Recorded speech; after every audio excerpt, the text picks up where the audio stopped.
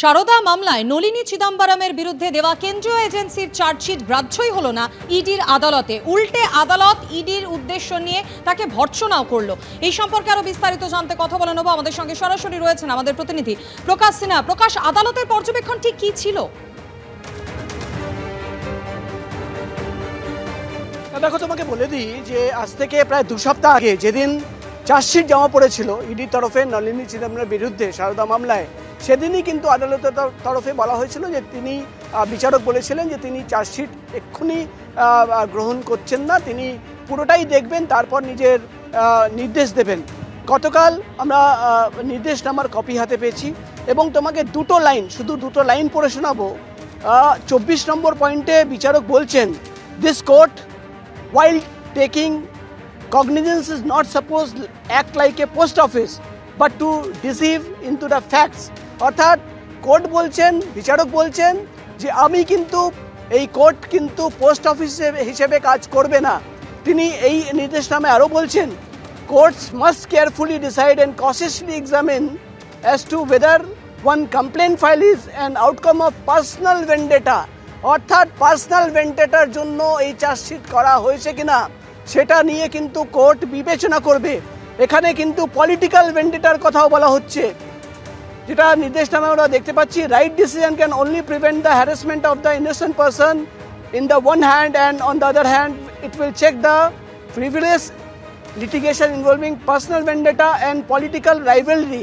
অর্থাৎ কোর্টের পরিষ্কার নির্দেশনামায় বিচারক যেটা বলছেন যে তিনি 1 নম্বর, তিনি নলিনী চিদম্বরমের বিরুদ্ধে যে চার্জশিট জমা করেছে ইডি, তিনি কিন্তু সেটা গ্রহণ করছেন না।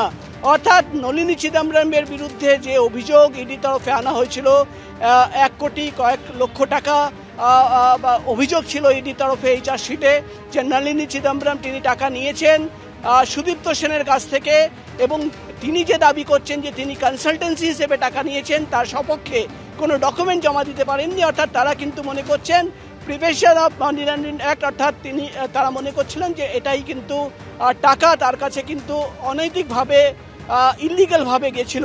কিন্তু এখানেই কোর্টের তরফে যেটা অবজারভেশন দেওয়া হচ্ছে, নির্দেশনামায় যেটা লেখা হচ্ছে যে কোর্ট পুরোটাই দেখেছে এবং নলিনী চিদম্বরমের স্টেটমেন্ট, একাধিক ব্যক্তিদের স্টেটমেন্টের উল্লেখ করা হয়েছে এবং বিচারক বলছেন তিনি মনে করছেন যে নলিনী চিদম্বরমের বিরুদ্ধে যে অভিযোগ আনা হয়েছে সেটা কিন্তু গ্রহণযোগ্য নয়। অর্থাৎ নলিনী চিদম্বরমের বিরুদ্ধে সারদা মামলায় যে অভিযোগ আনা হয়েছে, যে চার্জশিট জমা পড়েছে, সেই চার্জশিট কিন্তু গ্রহণ করলো না আদালত।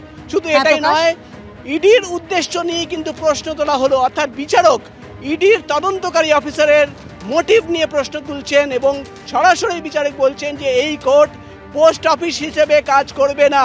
কোর্ট দেখবে যে সঠিকভাবে অভিযোগ আনা হচ্ছে কিনা, কোর্ট দেখবে যে সঠিক তথ্য প্রমাণ রয়েছে কিনা, শুধুমাত্র চার্জশিট জমা দিয়ে দিলেই কিন্তু সেটা গ্রহণ করা হবে না। এই কথা বলেই কিন্তু নলিনী চিদম্বরমের বিরুদ্ধে যে চার্জশিট জমা পড়েছিল সেটা কিন্তু গ্রহণ করা হলো না, এমনই তথ্য আমরা পাচ্ছি এবং কোর্টের নির্দেশনামায় এটাই বলা হচ্ছে।